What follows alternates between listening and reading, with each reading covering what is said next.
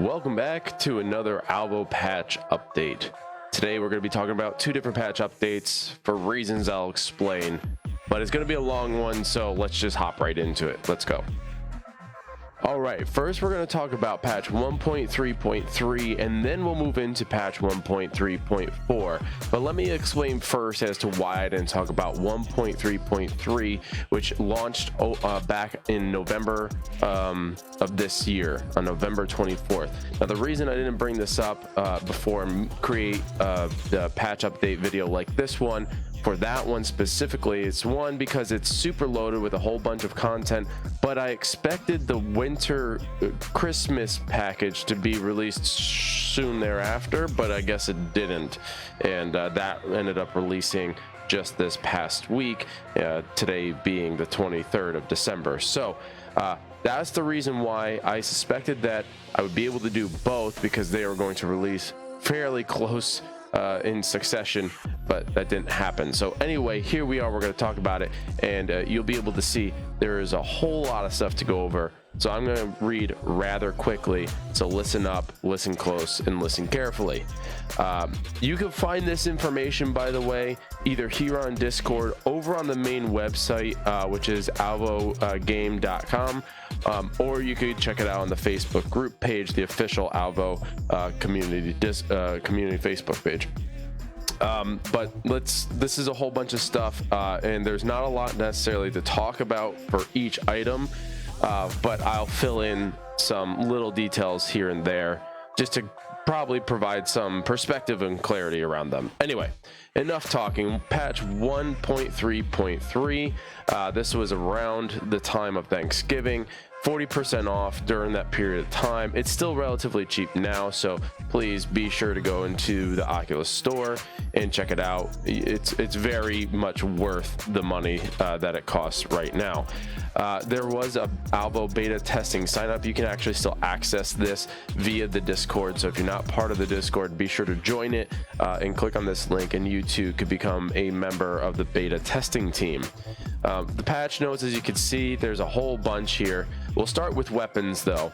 So for the weapons, and especially with the manual reload system being upgraded and updated to something that's more akin to other VR titles that people on the psvr platform are accustomed to, even over on the Quest platform, there's a force grab mechanism that was added originally, and I'll talk about this again, but originally there was this laser that helped you point to what you actually wanted to pick up, but until there are like more items that are on the ground that will be pick upable, they ended up removing the laser at a later time. But anyway, at least now there's a means to force grab. If you drop a magazine or if you drop a clip, it'll be able to highlight whatever is on the ground, and you'll be able to pick that up in case it was an accident. There's an outline on the magazine recharge slider that gets disabled when you grab it. So in other words, the outline actually stayed active even after you grabbed it. In this case, now it goes off, which is good. Just a little quality of life thing. Fixed magazine going through the floor and objects. Fixed grip button occasionally grabbing the gun when not in proximity. Increased shotgun damage. Now I tested this one for myself. I didn't use a shotgun a lot beforehand, so it was really hard for me to gauge nonetheless, but in the end I tested out the dual wield shotguns, and those feel like they've been improved, but the regular shotgun still feels flat to me. That's just my personal opinion, but it's the damage has been improved. So if you're a shotgun wielder, please let me know in the comments below if you notice a difference. Fixed empty chamber sound effect playing when chamber isn't empty. Again, quality of life thing. Molotov takes 1.5 seconds longer to auto break when thrown. So there's a timing of when you throw a utility item to when it actually activates. It's kind of like cooking a grenade, right? The same thing was happening with the Molotov. Obviously, for a specific duration of time, it would, after a specific duration time, it would erupt. Now that duration has been extended by 1.5 seconds, so you can throw it over longer distances. Molotov fire particles no longer disappear when flames fall from a height. Disabled ability to shoot friendly turrets on team-based modes. This was an issue, especially if you didn't have someone talking and letting you know, hey, that's my turret. That would become an issue. Fortunately, now you cannot damage your friendly turrets. Fixed dog barking not linked to the volume settings. This was kind of annoying, but not a huge deal, just another quality of life.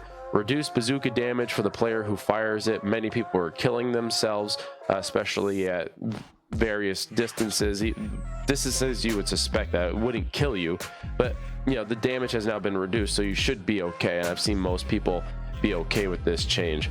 Fixed hand tracking issue on bazooka if activated when using dual wields. Dogs, turret, RC car, and drone now wait 3 seconds when a player spawns before targeting them. People were spawning and getting killed by these kill streaks. Well, now there is a 3-second window from when you spawn. You might see a drone, you might see an RC car, you might see dogs active in your general proximity, but now you got a 3-second window to get out of there before they target you. So that was a very welcomed addition. Fixed drone appearing stuck and then teleporting to explode and kill you. This was just more of a networking thing. As for perks, fix RC car and drone exploding when using Phantom. So when you use the skill Phantom, you shouldn't be tracked, you shouldn't be damaged by these things. This has been fixed.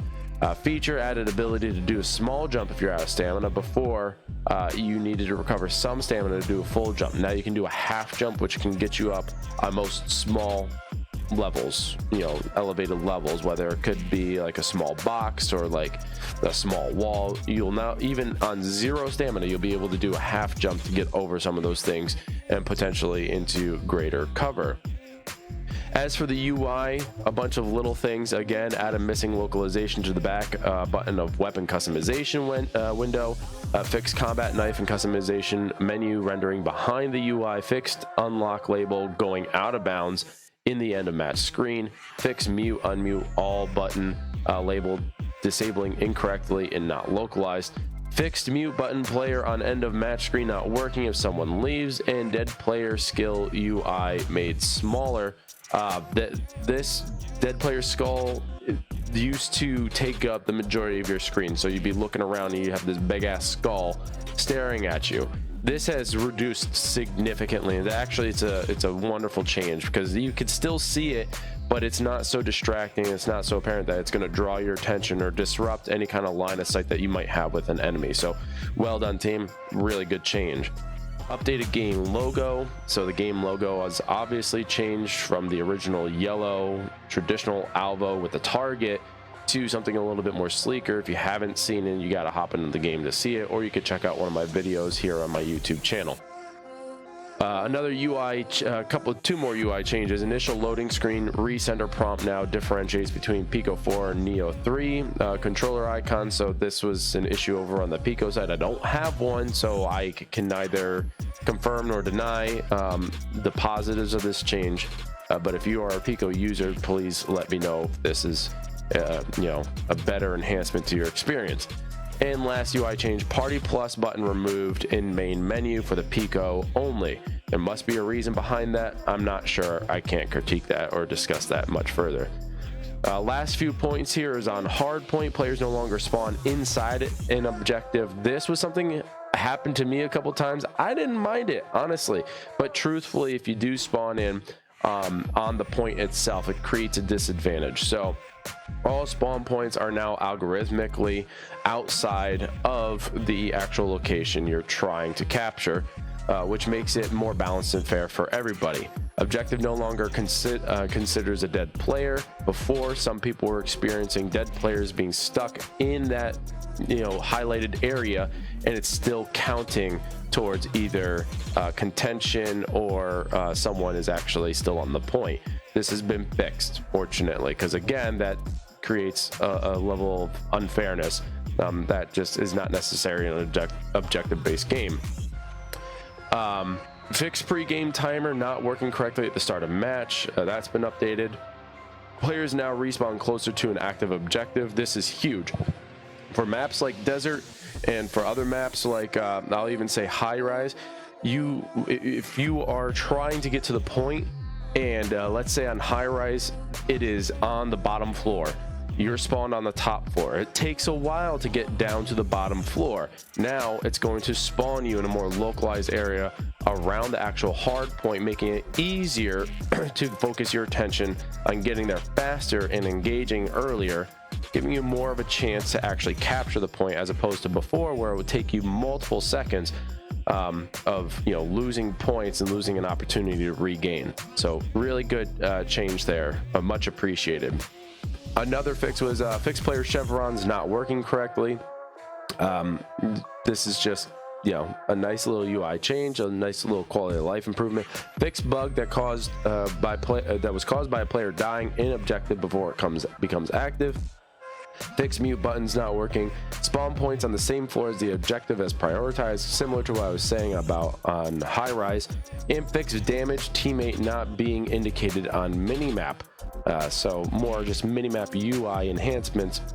Hopefully you notice those. Hopefully those are for the better. As for search and destroy, fix draw screen for some players at the start of match, and also fix bug causing players in high rise to get stuck at end of round in crossplay matches. This was unfortunate. Some people would just run around for reasons unknown on high rise. You just get stuck and the game would be over. So you just be running around on high rise. This happens specifically with crossplay matches, but fortunately this has been fixed. So good job finding that bug, beta testers and alpha testers and QA testers. Really good job. As for zombies, for you zombie lovers out there, there's a fixed issue that was preventing a barricade from being removed for some players. In other words, if one player were to remove barricades networked, it wouldn't be removed, or even if you were to try to remove it yourself, it just wouldn't remove. So you'd be spending money needlessly and not being able to move on to the next section. So good fix here. Took a lot of work to find that one, but they were able to find it, did their due diligence. Fix inability to revive anyone on zombies if someone else dies while you're reviving another player. This point is more so if you see a down teammate, you start reviving them, you get downed yourself, now all of a sudden those two players cannot be revived. I've experienced this before. You could get them to full bar, but it'll never revive. It'll look like you're reviving them, but in the end you're not. So this is very important for the obvious reason of survival and getting to extraction. Good fix here.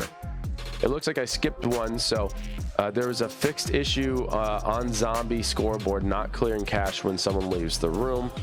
So just another addition here. If you ran into this issue, you won't see it anymore. As for general updates, the next team-based game mode defaults to the current mode if no one votes. This was a bit of an issue before, but fortunately it's been fixed. It's going to create some more continuity from game to game. Added more spawn points to all the maps and improved their rotation. Bot damage on novice matches is now the same as easy difficulty in training. Fix bug causing team balancing to break if you get thrown into the no connection screen. If you fail, you join or create the next room at end of match. Fix inconsistency in networking sync between players, particularly Pico China only, and fix bug causing no connection scene to not load. So again, 1.3.3 was focused on a whole bunch of quality of life updates from the way modes ran, the way character networking functioned, UI, and just other quality life fixes. Hopefully you guys experience a much smoother experience in the Alvo game itself and the application. And if you're liking it based off of this update, let me know in the comments below. With 1.3.3 out of the way, let's get to the Christmas update. All right, as for the Christmas update, this had launched on the 20th of December. Now, it was a little bit late, and if you see the notice over on the Facebook community page, you'll see that there was a bit of an apology that it came out a little bit late, but there were things that needed to be worked on. I might be able to talk about some of them here, but let's get right to it. Update 1.3.4. The main highlights of this patch include the new dual wield weapon, which are dual revolvers. I believe they're 8 shooters, not 6 shooters, as I said in my live video. I think I messed that up, but I'm pretty certain they're 8 shooters. So really cool, really hard to use. If you're someone like me, you kind of need a sight, you kind of need steady hand, and I got neither of them. So New dual wield weapon revolvers, really cool. Check them out. They come in 2 different kinds of skins. Unless you're going to be participating in this Christmas event, then you can wrap them up in either red or white wrapping paper, and it looks really, really cool. The new hangar map, this has been in the works for a long time. I've seen various renditions, I've tested various renditions, and this map is huge. It may not look like it from an external perspective at times, but I'll tell you, the nooks and crannies that you can get into, the levels in the plane, and the levels in the level itself, based on the catwalks and the various locations you can get to. This map is big. It's got an exterior, it's got an interior, and it's got a whole bunch of rooms that you can enter. You guys, you gotta check it out. Also, they were able to add 2 cool elements that are not highlighted here. One, it's got rain on the map, so you got active rain playing. Now, you're not going to see it in your goggles in the sense that, hey, there's drips coming down my lenses, but when you're outside, you'll see water drops raining or falling down. So really cool effect. And another effect that they added was breakable monitors. There are monitors all over the hangar in various rooms, and each one, if you shoot it, it creates this cracked image, and it even flickers from time to time with different images. So go in and test it out, check it out yourself. Kind of cool features, and there might also be a few Easter eggs in there. Let's see if you know who they are and what they are and what they're referencing. But really cool new map, gotta check it out. The Christmas event is similar to the Halloween event. You're going to go around and kill players, not bots, but players, and at their death site is going to be either a cookie, a candy cane, or something Christmas related. You have to collect 100 of these. It sounds daunting, but I tell you right now, it's really not. You play a couple hours, you'll be able to get it in one day. If you're a more casual player, you play it for an entire week, you should be able to get it.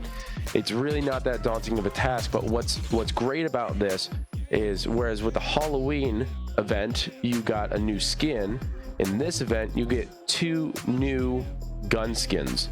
So 2 new cosmetics for your weapons, for all weapons. All you have to do is get the 100 candies, and it unlocks the ability to purchase them. Now, there's 2 of them, and you have to purchase them, but if you're playing the game long enough to get these 100 candies / cookies, you should have enough money to get the skins after they've unlocked and purchase them with the Alvo coins you've earned just to get the 100 candies and cookies. So, like, there's no worry there. They're relatively cheap. I think they're like 600 Alvo coins if I remember. If not, they're 400. Either way, they're relatively cheap. You should be able to get them, no problem. Once you unlock it by getting the 100 items or the 100 cookies / candies, it unlocks for all weapons, not just a singular weapon choice like the P90 or the M16. It grants you the ability to purchase these 2 present skins for all your weapons, including the new dual wield weapons. So really cool stuff. And one more very cool highlight here is that there is a Force Tube VR haptic support. Guys, I'm gonna have to get one now. I don't have the income to do it right now. Even though it's not that expensive, there are other expenses in my life that I'm dealing with, but I am at some point going to get the Force Tube VR haptics gun stock. This thing has like a little box on the back of the stock, of the part of the butt stock, and every time you shoot, it rumbles. So it gives you a little more sense of immersion. I'm absolutely going to get this, guys. You got to check it out. Just go to the ProTube website. See if you can afford it. If you can, know that Alvo's got your back, and future haptic support is in the works, so be on the lookout for that. All right, now to get into like the full nitty-gritty of it all. Okay, let's take a look at the actual patch notes here. Features, the 3 features here are added Christmas content, added Force Tube haptics, and spectator camera displays, player dead and alive on each team. So this is pertaining mostly to search and destroy. Once you die, because it's a 1 life game mode, once you die, you are now going to have in your spectator cam a little scoreboard highlighting who is alive, who's dead. It's more of an added feature. I know that there are going to be some outlines, I believe, at some point in the future, showing your teammates where they're at, so on and so forth. So they're going to be continuously adding to this kill cam feed, and this is just going to be great for future like esporting events and stuff like that. So this is a first step in the right direction. I just want to highlight it's a very good look. It's very interesting, and hopefully it's more of a draw for people to search and destroy. I know it's a game mode that a lot of people do like, but not enough people get into it to keep a room open. So just know there are still improvements coming to the search and destroy game mode. If that is a game mode for you, no, it's not being left in the dust. All right, there are advancements and updates being added to it. Map is the hangar that was added. Also added fire particles to wall lanterns on Monastery. This is both for day and night. If you guys go down to the wine cellar and you saw all those sconces, all those torches hanging on the wall, and you're like, well, there's light emitting from them, but like there's no light bulb, there's no fire, whatever. I remember back in the day when I first saw short videos of Monastery, there were fire effects there, and I had asked the team, like, whatever happened to that? Now that I've been with the team long enough, I've come to recognize, like, it probably took up a lot of storage, took up a lot of memory. It was probably very difficult to implement. Well, with all the improvements that they've made to each of these maps, they've actually come to save a lot of space, which now allows them to put the fire into those sconces, creating a more immersive feel. So if you haven't gotten into the game since the patch, check out Monastery at least. Run into the wine cellar. It's my least favorite map just because it's such a cluster F of a map.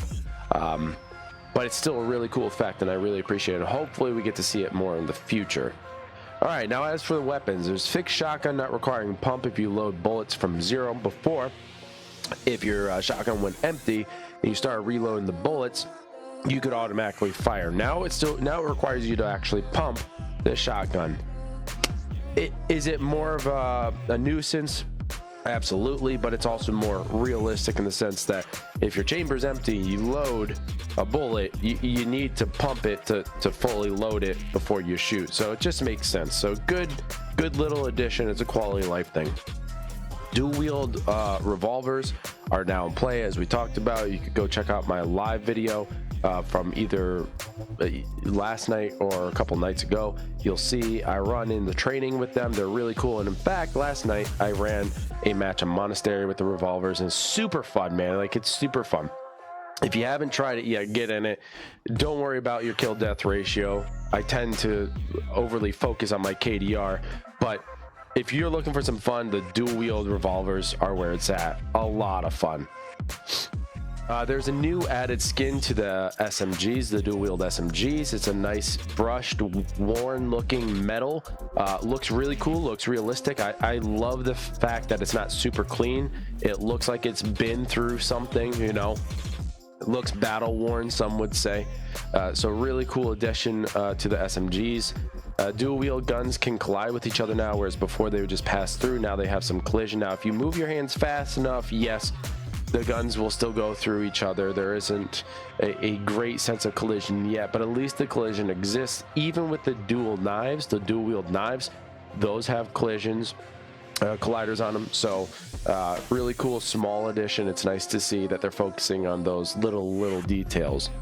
Remove laser from the force grab, as we talked about before. It was originally there, but it could be disruptive because it was very bright and it stood out quite a bit. Not to networked players, but to yourself, it could be disruptive, so they removed it, but you still get the white outline and a little bit of a rumble in your controller when you're hovering over or looking at an object that you're trying to pick up.